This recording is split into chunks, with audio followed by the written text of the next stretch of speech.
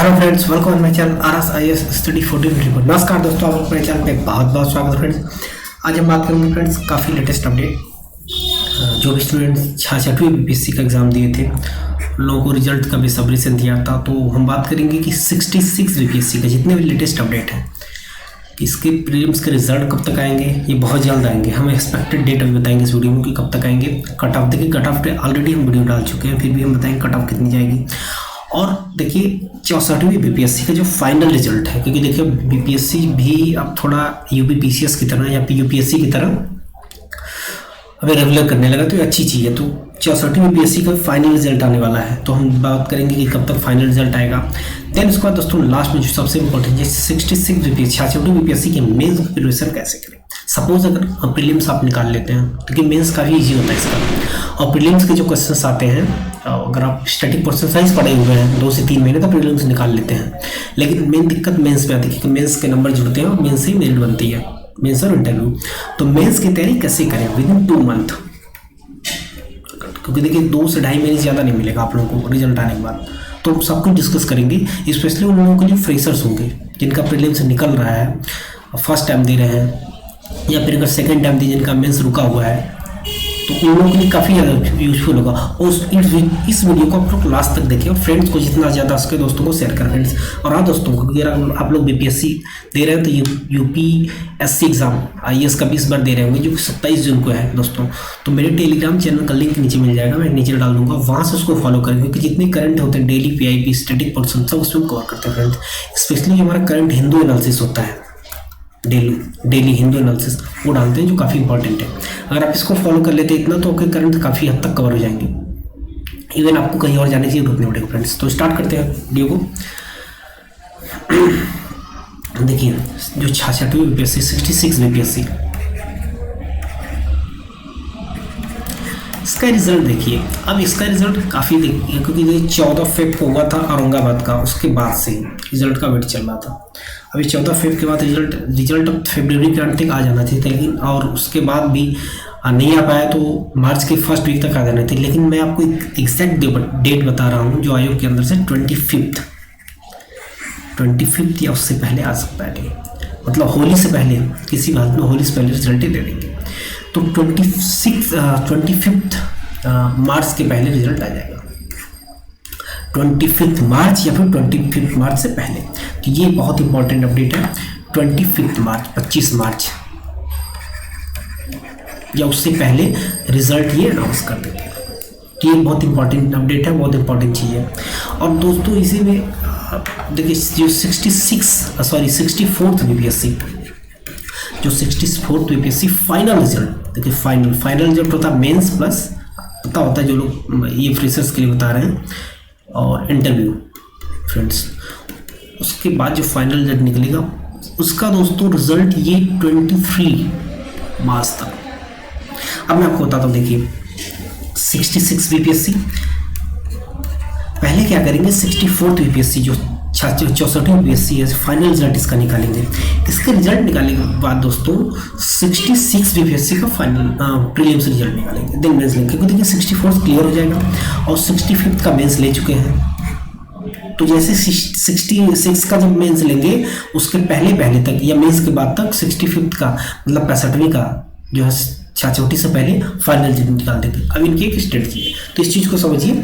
66वीं BPSC का result 25 तक आएगा, और 64वीं बीपीएससी का जो फाइनल रिजल्ट है दोस्तों ये आएगा आपका 23 तक, ऑन बिफोर या फिर 23 तक एग्जैक्ट डेट तक। तो ये फिक्स है, इससे ज़्यादा नहीं, तो होली के पहले 2 रिजल्ट दे देंगे। ये उसका फेस्टिव सीजन हो जाएगा, फेस्टिवल, तो मतलब 5-6-7 दिन चला जाएगा। तो ये इतना आएगा फ्रेंड्स। अब देखिए उसके बाद सबसे इम्पोर्टेंट चीज़ है फ्रेंड्स कि आपको इतना होने के बाद मेंस की तैयारी कैसे करें, मेंस की तैयारी, क्योंकि रिजल्ट तो आ जाएगा जब डेट 25 तक ये मैक्सिमम डेट है। अब सबसे इम्पोर्टेंट है कट ऑफ की बात करते हैं, फिर हम मेंस की बात करेंगे प्रीवियस क्वेश्चंस के साथ। कट ऑफ, ठीक है, कट ऑफ कितनी जाएगी 2020 66 बीपीएससी। देखिए इस पर ऑलरेडी हम बता चुके हैं, क्योंकि कई लोग कंट्रोवर्सी भी क्रिएट करते, कई लोग बोलते नहीं इतना नहीं जाएगा, लेकिन आप रिजल्ट आने के बाद आप देखिएगा तो इस बार का पेपर अच्छा था, मैं बार बार बोलता हूँ, इस बार का पेपर काफ़ी अच्छा था, खासकर जो साइंस का पोर्शन था ये काफ़ी लोगों को परेशान किया था, स्पेशली उन स्टूडेंट्स को जो साइंस बैकग्राउंड से रह चुके हैं। तो ये पोर्शन के 15 से 20 क्वेश्चन जो होता है बहुत फैक्टर होता है। देन मैथ, ये बार बार हम हर वीडियो में कट ऑफ के बोलते गए थे कि जो साइंस और मैथ के क्वेश्चन है करीब 10 क्वेश्चन ही होते हैं, ये काफ़ी फर्क डालते हैं। तो आप सोच लीजिए 30 क्वेश्चन हो गए कि कट ऑफ पे आता है, ये 2 क्वेश्चन कट ऑफ फर्क डालता है और यहाँ तो 30 क्वेश्चन है, तो ये चेंज होगा। तो देखिए कट ऑफ कितनी जाएगी, तो 66 BPSC कट ऑफ। अगर देखिए अभी भी कट ऑफ को पहले एक चीज़ बता रहे हैं आप लोग कि जितने भी आप लोगों के मार्क्स आ रहे हैं आप लोग फिर भी मेंस का लग जाइए, क्योंकि देखिए उसका 67 BPSC आने वाला है, टाइम बहुत कम है, तो 5-6 महीने बचता है। तो इसलिए आप कट ऑफ के पीछे ना भागे। फिर भी मैं आप लोग को बताता हूँ अगर इतने मार्क्स आ रहे हैं तो आप लोग मेंस में लग जाए। देखिए जनरल के लिए फ्रेंड्स, देखिए मैं बार बार 92 to 96, देखिए 96 से कैपिंग है, क्योंकि 96 97 हर बार आपका जाता है। इंक चेंज करते हैं थोड़ा क्लियरली। 90 देखिए 92 to 96 और 96 से कैपिंग होता है, क्योंकि यही कट ऑफ जनरली 96 97 हमेशा आयोग का जाता है पिछले 2-3 साल से। तो हम 92 to 96 लिए थोड़ा गैप ज़्यादा, मतलब रेंज ज़्यादा ले रहे हैं। मेरे हिसाब से 92 94 के राउंड जाएंगे, बस इससे ज़्यादा नहीं जानी चाहिए। EWS की देखिए एक चीज़ और, EWS की जो OBC से BC से कट ऑफ होती है वो ज़्यादा होती है, सॉरी कम होती है, ज़्यादा नहीं। उसके पीछे रीजन है कि जो 10% का इनका रिजर्वेशन होता है ये सेपरेट होता है, ये कैटेगरी में नहीं होता है, इसलिए इनकी कट ऑफ कम जाती है। तो इनकी कट ऑफ देखिए 88 to 90, इनकी कट ऑफ देखिए 90 to 92 BC की, या इनकी कट ऑफ 86 to 88 जा सकती है, क्योंकि यही मेरा एक्सपेक्टेड कट ऑफ भी था। और BC की 88 to 86 90 तक। वुमेन के लिए देखिए, वुमेन की कट ऑफ देखिए 86 to 80, इससे ज़्यादा नहीं जाएगा, और मेरे हिसाब से मोस्ट 85 तक जाएगा, क्योंकि काफ़ी लोग बोल रहे थे कि कट ऑफ वुमेन का भी ज़्यादा, क्योंकि देखिए 10 नंबर का, इसलिए 8 से 10 नंबर का मार्जिन होता है 8 to 10 मार्क्स का, क्योंकि 33% ऑलरेडी रिजर्वेशन भी होता है वुमेन को बिहार में, तो इसलिए उनकी कट ऑफ कम जाती है। इतना जिसका बन रहा है, इवन अगर आप लोगों को 84 तक भी बन रहे हैं वुमेन की, 82 तक भी, तो आप लोग इसकी तैयारी करें, क्योंकि कट ऑफ आप लोग की और नीचे जा सकती है। अब बात करते हैं SC ST की। देखिए इसकी मैं ऑलरेडी बात कर चुका था, 82 to 88, 82 to 84 SC की। ST की भी करीब सेम ही जाती है, 80 to 82।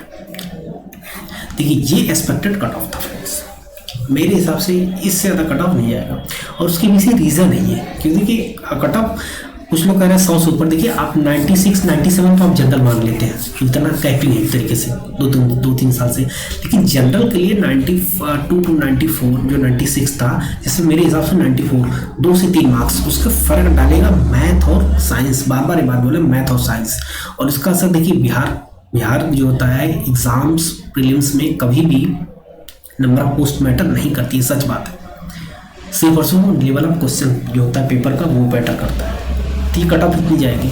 और उसके लिए देखिए क्या होता है कि स्टैटिक पोर्शन कैसे पढ़ना है, क्या पढ़ना, करंट के लिए आप डेली फॉलो कर लें, कोई मैगजीन्स घटना चक्की कर लें या दृष्टि कर लें, मेरे चैनल पर आता है PDF, वो फॉलो कर लें, वो कवर हो जाता है। स्टैटिक के लिए बहुत सी बुक्स हैं, बता देंगे कैसे क्या करना है, लेकिन आपको पहले बेसिक बुक्स पढ़नी होगी। अब बात करते हैं मेंस की। 66 BPSC mains preparation, 66 BPSC mains preparation. देखिए यहाँ हम बात करना चाहेंगे, देखिए इसमें सबसे पहले तो आपको मेंस की तैयारी कैसे करें। सबसे बड़ी चीज़ देखिए, आप UPSC और अलग होता है IAS, उस प्रीलिम्स में काफ़ी डिफरेंस होता है, लेकिन इवेंट कोई भी एग्जाम्स होते हैं, कॉम्पिटिटिव एग्जामिनेशन चाहे पब्लिक सर्विस कमीशन हो या स्टेट पब्लिक सर्विस कमीशन हो किसी भी स्टेट का, उसके लिए आपको पहले बेसिक नॉलेज होनी चाहिए, बेसिक बुक्स। प्रीलिम्स आप एक बार क्रैक कर सकते हैं, लेकिन मेंस के लिए आपको बेसिक बुक्स पढ़ना पड़ेगा और बेसिक नॉलेज होना चाहिए।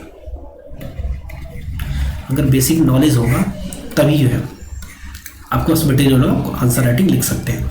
और आंसर राइटिंग डेली प्रैक्टिस करना होगा। तो 2 मंथ में कैसे करें, 2 मंथ में, विद इन 2 मंथ। तो सबसे इम्पोर्टेंट चीज़ है कि आप बेसिक चीज़ तो पढ़े ही होंगे, क्योंकि अगर आप प्रीलिम्स निकालते हैं और दिए हैं तो बेसिक बुक्स पढ़े हुए आप करंट के लिए फोकस है किसी एक मैगजीन्स को। और उसका सबसे बेस्ट वे होता है प्रीवियस ईयर के क्वेश्चन पेपर। जैसे हम अभी डिस्कस करते हैं प्रीवियस ईयर को क्वेश्चन पेपर में 65th बीपीएससी मेंस पेपर, फिर वहाँ से हम डिस्कस करेंगे कैसे आपको क्या स्ट्रेटजी होगी। अभी जो सेपरेट एक वीडियो लाएंगे जो 66वीं और 64वीं बीपीएससी के पेपर्स पूरे आंसर राइटिंग पूरा एक्सप्लेन करेंगे कैसे लिखना है पूरे फॉर्मेट। तो देखिए 66 नाम बात करते हैं, 65वीं बीपीएससी मेंस क्वेश्चन। देखो उसमें 2 पेपर होते थे, paper first and paper second, 2 paper होते हैं 300 मार्क्स के। तब पेपर फर्स्ट की बात करते हैं, ठीक है। पेपर फर्स्ट में 8 क्वेश्चन होता था। देखिए इसमें पहला क्वेश्चन है, अब देखिए कितना अच्छा क्वेश्चन है, 38 मार्क्स का है क्वेश्चन। देखिए पूरा लिख दे रहे हैं, what were the causes of, थोड़ी हैंडराइटिंग मेरी पूरी हो गई लेकिन आप लोग समझिए, causes of the revolt of 1857 and देखिए and what effect did, देखिए and what effect did have on Bihar.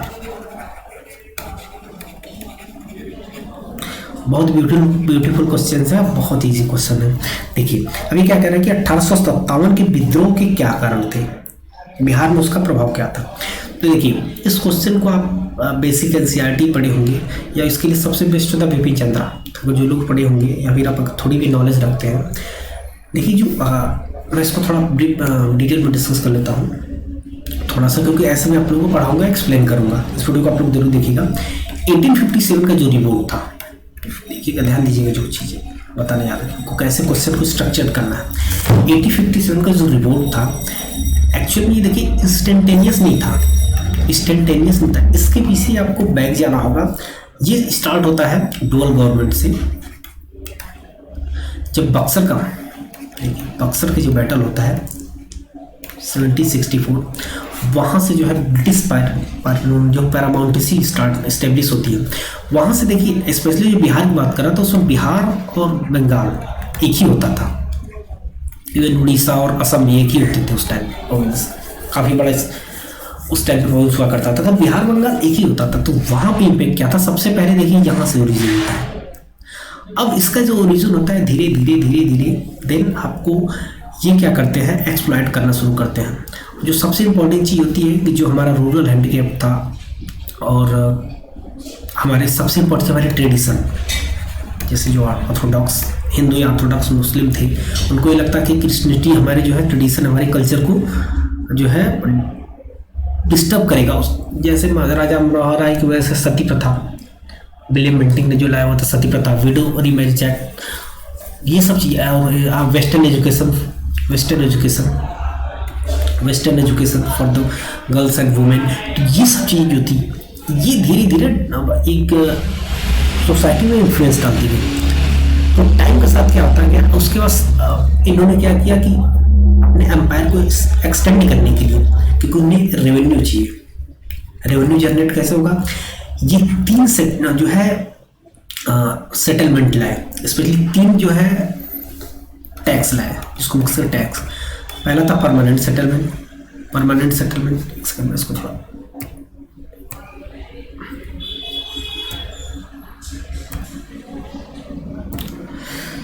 देखिए, पहला था परमानेंट सेटलमेंट, दूसरा महलवाड़ी,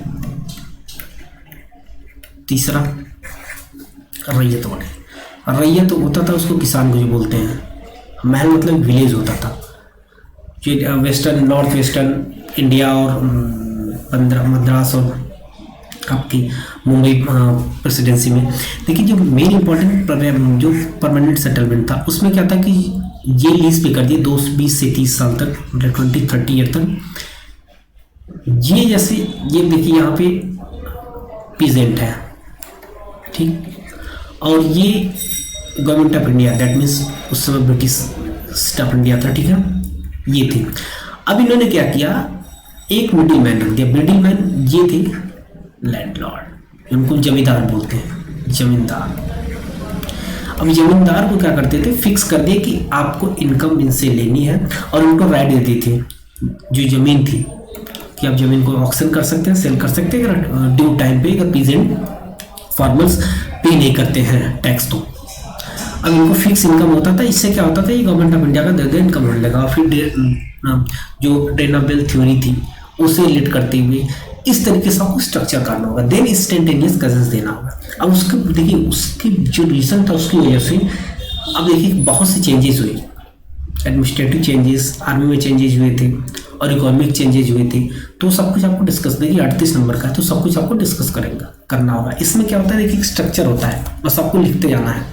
यूपीएससी की तरह ये घुमाता नहीं क्वेश्चन, क्योंकि मैं अभी एक स्ट्रक्चर आपको दिया हूँ। जब नेक्स्ट प्लेलिस्ट लाऊंगा तो पूरे जो 65वें हैं, देन उसके बाद 64 के मेंस के क्वेश्चन को कैसे लिखना है, क्या उसमें थीम होगा, किस तरीके से आप मेंस के क्वेश्चन को टैकल कर सकते हैं, तो हम डिस्कस करेंगे। अभी बस आपको एक इंट्रो दिए इसमें। तो देखिए ये हुआ। अब नेक्स्ट क्वेश्चन, दूसरा क्वेश्चन देखिए इसका, describe the spread of western education in Bihar between 1858 to 1952। देखिए वेस्टर्न एजुकेशन सिंपल सा, आपको बिहार मतलब पश्चिम बंगाल, जो भी बिहार बंगाल एक हुआ करता था, तो वेस्टर्न एजुकेशन से जो भी डेवलपमेंट हुई थी जितने भी, स्पेशली आप उसमें स्वामी दयानंद सरस्वती जितने भी बड़े बड़े थे आप उनको भी कर सकते हैं। देखिए स्वामी विवेकानंद, तो जो भी थे उनका वहाँ पर थीम दे सकते हैं। देखिए थर्ड क्वेश्चन स्वामी शाहजानंद, जो प्रीलिम्स में क्वेश्चन आता है, स्ट्रेट फॉरवर्ड है, राइट। स्वामी शाहजानंद के बारे में लिखिए, उन्होंने किसान सभा का मूवमेंट कैसे किया था, क्या जो भी चीज़ें स्ट्रेट फॉरवर्ड है। Explain social and economic ideas of Ram Manohar Lohia, Jayaprakash Narayan. तो देखिए सोशल और इकोनॉमिक उनके आइडियाज़ क्या थे, राम मनोहर लोहिया और जयप्रकाश नारायण, उन दोनों को कंपेयर करिए ये चीज़ें। अब देखिए फिफ्थ क्वेश्चन है, यहाँ पे हम लेटर पार्ट में डिस्कस करेंगे कैसे लिखना है। डिस्कस द फीचर ऑफ पालो art and architecture in relationship with the Buddhism. देखिए आर्ट एंड कल्चर क्वेश्चन है। अब फिर वहाँ पे देखिए दो क्वेश्चन है शॉर्ट नोट्स में, आपको लिखना Rajendra Prasad national movement. National movement कब स्टार्ट हुआ था, राजेंद्र प्रसाद का रोल बहुत बड़ा था। और आफ्टर इंडिपेंडेंस 1947 उनका फर्स्ट हमारे प्रेसिडेंट थे। तो वो सब गांधी जी भी of the caste and religion, सबसे इंपॉर्टेंट देखिए फिलोसफर टाइप क्वेश्चन है, गांधी जी।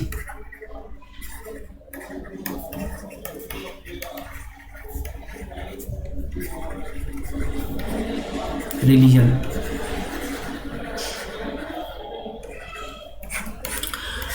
देखिए यहाँ पे थोड़ा, क्योंकि हम सेपरेट चैप्टर लाएंगे, हम गांधी जी के बारे में डिस्कस करेंगे।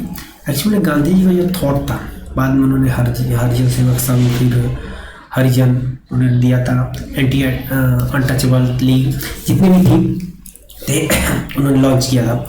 गांधी देखिए एक चीज़ ये बोलते थे कि जो हमारे सोशल्स, जैसे मान लीजिए कास्ट डिस्क्रिमिनेटी है, उसके बाद जितनी सोशल प्रॉब्लम है वो हमारे इंडिपेंडेंस के बाद उसको अलग, क्योंकि देखिए एक साथ नहीं चल सकते थे। वो हमेशा उनका सोच ये होता था कि हमारा देखिए सोशल, जैसे सोशल डेवलपमेंट जो होता है ये टाइम के साथ होता है। आप 2, 4, 10 एक दिन में नहीं कर सकते, ये टाइम के साथ लोगों की हैबिट को चेंज होगा। जैसे आप देख सकते हैं कि सबसे अच्छा इसमें इंडिया का जो स्टेप था ये स्वच्छ भारत मिशन SBM, तो लोगों का धीरे धीरे हैबिट चेंज होने लगा, लोग धीरे धीरे अब ओपन में जो है शौच नहीं करने लगे।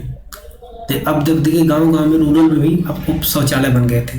तो ये चीज़ें, तो गांधी यही चाहते थे कि टाइम के साथ धीरे धीरे जितने भी एबल्स हैं वो उसको हटाते जाए, उसको रिमूव करें। तो ये उनका जो है सोच थी। और रिलीजन, इसमें फिर आपको लिखना होगा गांधी जी का रिलीजन और कास्ट के प्रति क्या है, तो ये सब कुछ डिस्कस कर लेंगे।